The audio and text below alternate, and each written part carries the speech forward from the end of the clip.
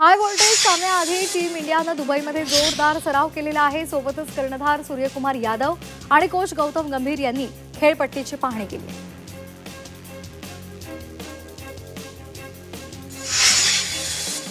भारत पाकिस्तान मॅचला शिवसेना उद्धव बाळासाहेब ठाकरे पक्षाचा विरोध आहे। शिवसेना उद्धव बाळासाहेब ठाकरे पक्षाकडून माझं कुंकू माझा देश हे अभियान केले जाणार आहे। हर घर से सिंदूर म्हणजे प्रत्येक घरातून कुंकू गोळा करून मोदींना पाठवलं जाणार असल्याचं उद्धव ठाकरेंनी पत्रकार परिषदेत सांगितले। ज्या पाकिस्ताननं पहलगामवर हल्ला केला, आपल्या सोबत युद्ध पुकारलं, त्या पाकिस्तान सोबत मॅच का खेळायची असा सवाल त्यांनी उपस्थित केलाय। उद्धव ठाकरे यांनी भारत पाकिस्तान क्रिकेट मॅचवरून मोदी सरकारवर टीका केली आहे। त्याला आता नितेश राणे यांनी उत्तर दिले। पहलगाममध्ये हल्ला झाला तेव्हा तुम्ही लंडनमध्ये लपून बसला होतात, मोदींनी पाकिस्तानमध्ये घुसून ऑपरेशन सिंदूर राबवलं असं नितेश राणे म्हणाले। भारत पाकिस्तान सामन्यावरून ठाकरेंनी मोदींवर टीका केली। त्यांच्या टीकेला नितेश राणेंनी उत्तर दिलेलं आहे। आदित्य ठाकरे भारत पाकिस्तान मॅच पाहायला जातील, बुरखा घालून ठाकरे मॅच बघतील असं नितेश राणे म्हणाले। उपमुख्यमंत्री अजित पवार यांचा आज पहाटेपासूनच पुण्याचा दौरा सुरू झालाय। शहरामध्ये सुरू असलेल्या उड्डाणपुलांच्या विकास कामांची ते पाहणी करतायत। पुण्यामधील मुंढवा केशवनगरमधील रखडलेल्या उड्डाणपुलाची त्यांनी पाहणी केली आहे। मुंढवा भागामध्ये पाणी पुरवठा संदर्भात नागरिकांच्या तक्रारी आहेत आणि त्यावेळेला त्यांनी थेट अजित पवारांकडेच कारण मांडलंय। नाशिकच्या निफाडमध्ये शिवसेनेचे तालुका प्रमुख खंडू बोडके पाटील यांनी खासदार संजय राऊतांची भेट घेतली आहे। निफाड तालुक्यातील निसाका आणि रासाका या दोन महत्त्वाच्या कारखान्यांच्या संदर्भात कामगारांच्या समस्या मांडण्यासाठी तालुका प्रमुखांनी राऊतांची भेट घेतली। यावेळी त्यांनी विविध मागण्यांचं निवेदन सुद्धा दिलं। पीएमपीने बसच्या पार्किंगसाठी नव्या जागांची मागणी केलेली आहे। पीएमपीच्या ताफ्यामध्ये 2200 नवीन बस येण्याची प्रक्रिया सुरू आहे। मात्र बस पार्किंगसाठी आणि डेपोसाठी जागेची कमतरता आहे। त्यामुळे पीएमपीनं पिंपरी चिंचवड महापालिका आणि पीएमआरडीएकडे 5 जागांची मागणी केली। शेतकऱ्यांना आता 20 सप्टेंबरपर्यंत ई-पीक पाहणी नोंदणी करता येणार आहे। अनेक जिल्ह्यांमध्ये झालेल्या अतिवृष्टीमुळे शेतकऱ्यांना पिकांची नोंदणी करता आलेली नाहीये आणि त्यामुळे ठिकठिकाणी दुबार पेरणी सुद्धा झालेली आहे। त्यामुळे आता या ई-पीक पाहणीला 6 दिवसांची मुदतवाढ देण्यात आली आहे।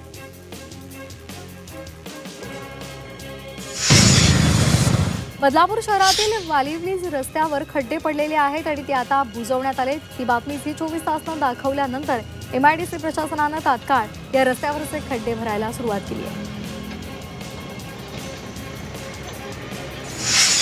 बदलापूर ते बारवी डॅम मार्गावरील एरंजाळमध्ये असलेल्या उल्हास नदीवरील पुलावर प्रचंड खड्डे पडलेले आहेत। या खड्ड्यांमुळे वाहन चालकांना प्रचंड मनस्ताप सहन करावा लागतोय। त्यामुळे लवकरात लवकर या पुलावरचे खड्डे बुजवा अशी मागणी केली जाते। नाशिकच्या निफाड बस स्थानकावर मोठ्या प्रमाणात खड्डे पडले, त्यामुळे नागरिक आक्रमक झाले। या संदर्भात उपाययोजना करावी अशी मागणी सुद्धा त्यांनी केली आहे। या समस्येकडे लक्ष न दिल्यास आंदोलन छेडू असा इशारा सुद्धा देण्यात आला आहे। खासदार निलेश लंके यांनी एक दिवस राजासाठी या संकल्पनेमधून शिवकालीन गड किल्ल्यांचं संवर्धन आणि स्वच्छता मोहीम सुरू केली आहे। याचा शुभारंभ शिवनेरी किल्ल्यापासून झालाय। त्याचा पुढील टप्पा अहिल्यानगर जिल्ह्यातील ऐतिहासिक विश्रामगड अर्थात पट्टा किल्ला इथे पार पडला। रायगडमधील महाडच्या ग्रामीण रुग्णालयामध्ये एका महिलेच्या पोटातून 3.5 किलोचा गोळा काढायला डॉक्टरांना यश आलेलं आहे। जवळपास 2 तास ही क्लिष्ट शस्त्रक्रिया सुरू होती। या महिलेला काही महिन्यांपासून पोटदुखीचा त्रास होता। आता शस्त्रक्रियेसाठी तिला नवजीवन मिळालेलं आहे।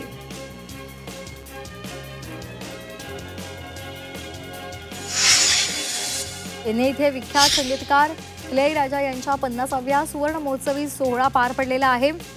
तामिळनाडूचे मुख्यमंत्री एम के स्टॅलिन यांनी उपस्थिती लावली। तसंच अभिनेता कमल हसन, अभिनेता रजनीकांत आणि संगीतकार इलैयराजा हे उपस्थित होते। येवल्यामधील मुखेड इथे जनता विद्यालयामध्ये शून्य सर्पदंश अभियान राबवण्यात आलं। या विशेष उपक्रमामध्ये सर्पमित्र दीपक सोनवणे आणि संजय लाहुरे यांनी विद्यार्थ्यांना शिक्षकांना मार्गदर्शन केलेलं आहे। त्यावेळी विषारी बिनविषारी या सापांमधला फरक कसा ओळखायचा याचं मार्गदर्शन सुद्धा त्यांनी केलं आहे।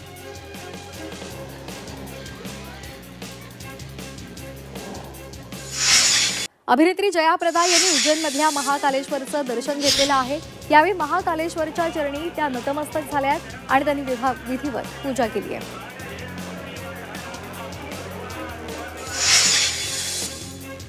वैष्णोदेवीच्या भाविकांना फटका बसलेला आहे। खराब वातावरणामुळे वैष्णोदेवीची यात्रा स्थगित करण्यात आली आहे। दरम्यान जोपर्यंत पुढील आदेश येत नाही तोपर्यंत यात्रा स्थगित असेल।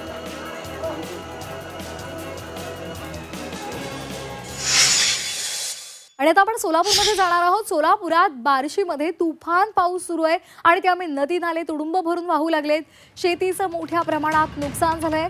बार्शी तालुक्यामध्ये बेलगाव, मांडेगाव, ताणसौंदाने आणि त्याचबरोबर शेलगाव गावाला तुफान पावसाचा फटका बसलाय। या पावसामुळे कांदा, उडीद, भुईमूग आणि सोयाबीन पिकांचं मोठ्या प्रमाणात नुकसान झालंय। शेतकऱ्यांकडून कांदा लागवड आणि उडदाची मळणी सध्या सुरू होती, मात्र हा पाऊस आला आणि त्याने साऱ्यांचंच नुकसान केलेलं आहे। तर आपण ही दृश्य सोलापूरमधली पाहतोय। पिकं पाण्याखाली गेलेली आहेत। शेतकऱ्यांचं अतोनात नुकसान झालेलं आहे आणि त्यामुळे शेतकरी हवालदिल झालाय। उभी पिकं नष्ट झालेली आहेत। शेतामध्ये सध्या आपल्याला चिखल दिसतोय। मोठ्या प्रमाणात पाणी झालेलं आहे।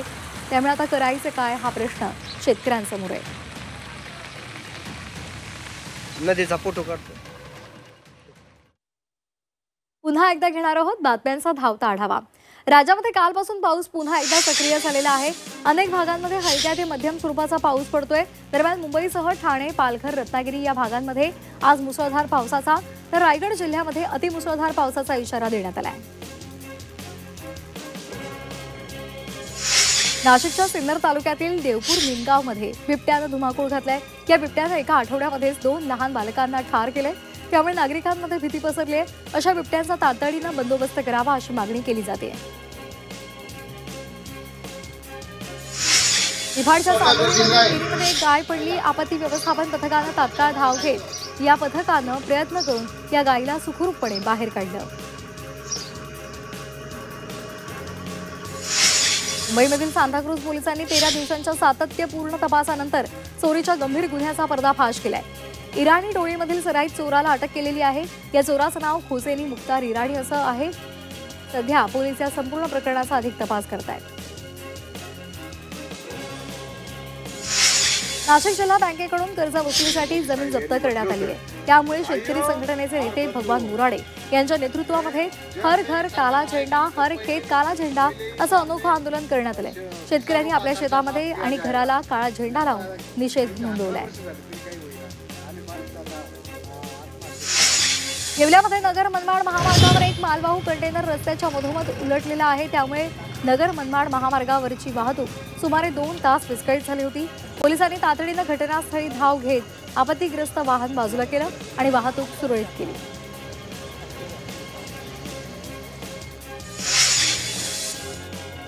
मुंबई 400 किलो RDXनं उडवण्याची धमकी देणारा सायबर भामटा निघालेला आहे। या आरोपीला बिहार पोलिसांनी मुंबईमध्ये येऊन अटक केली आहे। आरोपीनं दूरध्वनीवरून अशा प्रकारे धमकी दिली होती। त्यानं बिहारमधील व्यावसायिकाला सुद्धा धमकावलेलं होतं। तसंच तोतियागिरी करून सायबर फसवणूक केल्याचं सुद्धा निष्पन्न झालंय। पंतप्रधान नरेंद्र मोदी यांनी मणिपूरचा दौरा केलाय। हिंसाचारातील पीडितांची मोदींनी भेट घेतली। तुराचंदपूर इथे त्यांनी 7,300 कोटी रुपयांपेक्षा जास्त किमतीच्या अनेक विविध प्रकल्पांची पायाभरणी केली। मी सर्व संघटनांना शांततेच्या मार्गावर पुढे जाण्याचं आवाहन करतो। वचन देतो की मी तुमच्या सोबत आहे असंही मोदींनी आश्वस्त केलंय। राहुल गांधी यांच्या मतदार हक्क यात्रेनंतर आता तेजस्वी यादव बिहार हक्क यात्रा काढणार आहे। तेजस्वी यादव यांच्या यात्रेचा प्रवास लवकरच सुरू होणार आहे। 16 सप्टेंबर पासून जहानाबाद इथून या यात्रेला प्रारंभ होईल। बागेश्वर बाबा काशीमध्ये दाखल झालेत। भारताला हिंदू राष्ट्र बनवणं हे खूप महत्त्वाचं आहे असं मोठं विधान त्यांनी केलंय।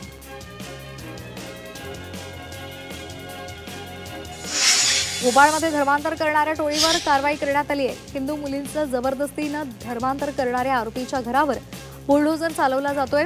आरोपींच्या लपण्याच्या ठिकाणांवर सुद्धा कारवाई करण्यात आली आहे।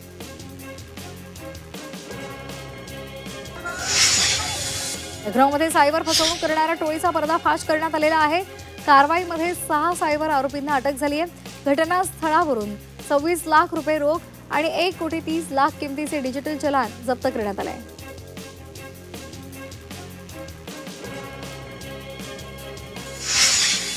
मध्य प्रदेशातील मंदसौर इथे एक मोठी दुर्घटना घडली आहे। उड्डाण करण्यापूर्वीच मुख्यमंत्री मोहन यादव यांच्या हॉट एअर बलूनला अचानक आग लागली। सुदैवानं जीवितहानी टळली आहे। वाशिम जिल्ह्यातील अनसिंग इथे जिजामाता विद्यालयानं एक अनोखा प्रयोग केलेला आहे। गणित शिक्षक ललित भुरे यांच्या संकल्पनेमधून इयत्ता 10वीच्या 80 विद्यार्थ्यांना पाटी आणि लेखणी वाटप करण्यात आलंय। गणितासहित इतर विषयांचा सराव वर्गामध्येच करायला त्यांनी प्रवृत्त केले।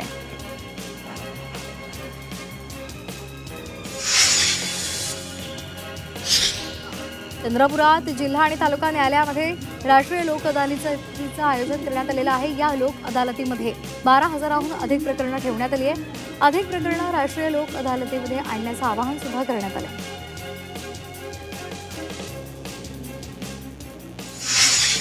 मुंबई उच्च न्यायालयाला बॉम्बच्या धमकीनंतर विशेष पथकाकडून हायकोर्टाच्या सुरक्षेचा आढावा घेण्यात आला। या पथकामध्ये विशेष सुरक्षा विभाग, सार्वजनिक बांधकाम विभाग, हायकोर्टाचे वरिष्ठ अधिकारी आणि पोलिसांकडून कोर्टाच्या चहूबाजूंनी पाहणी करण्यात आली आहे। जामीन अर्जावर 2 महिन्यांमध्ये निकाल द्या असे आदेश सर्वोच्च न्यायालयानं उच्च न्यायालयाला दिलेले आहेत। व्यक्ती स्वातंत्र्यामध्ये सतत अनिश्चिततेचा धोका राहू नये असा ठाम आग्रह सर्वोच्च न्यायालयानं घेतलेला आहे। चंद्रपूर जिल्ह्यामध्ये मुसळधार पावसामुळे पूरस्थिती निर्माण झालेली होती। शहरालगतच्या इरई धरणाचे सर्व दरवाजे 1 मीटरनं उघडलेत। पठाणपुरा भागातील जमन जट्टी या मार्गामध्ये पुराच्या पाण्यानं तो संपूर्ण मार्ग ठप्प झालाय। ग्रामीण भागातील कित्येक मार्ग बंद झालेत आणि त्यामुळे नागरिक त्रस्त आहेत। वाशिम जिल्ह्यामध्ये सलग दुसऱ्या दिवशी मुसळधार पाऊस झालाय। सोयाबीन, तूर, कपाशी आणि भाजीपाल्यांचं मोठं नुकसान झालंय। पिकांवर बुरशीजन्य रोगाची शक्यता वर्तवण्यात आली आहे। त्यामुळे शेतकऱ्यांचं मोठं नुकसान होण्याची शक्यता आहे।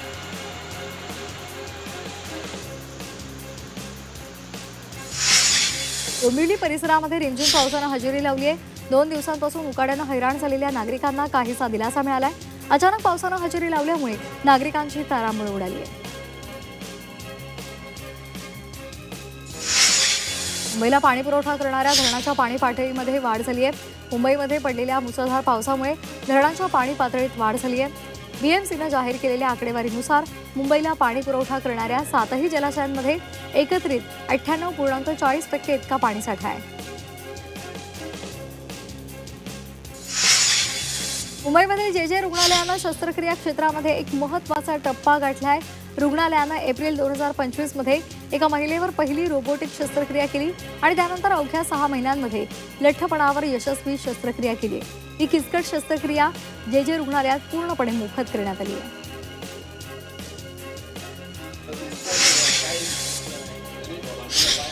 कल्याण डोंबिवली पालिकेच्या रुक्मिणीबाई शासकीय रुग्णालयामध्ये MRI मशीन धूळखात पडलेला आहे।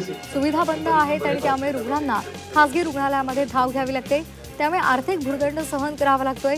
मनसे आणि शिवसेना उद्धव बाळासाहेब ठाकरे पक्षाच्या पदाधिकाऱ्यांनी या अधिकाऱ्यांची भेट घेतली आणि लवकरात लवकर MRI मशीन सुरू करावं अशी मागणी केली।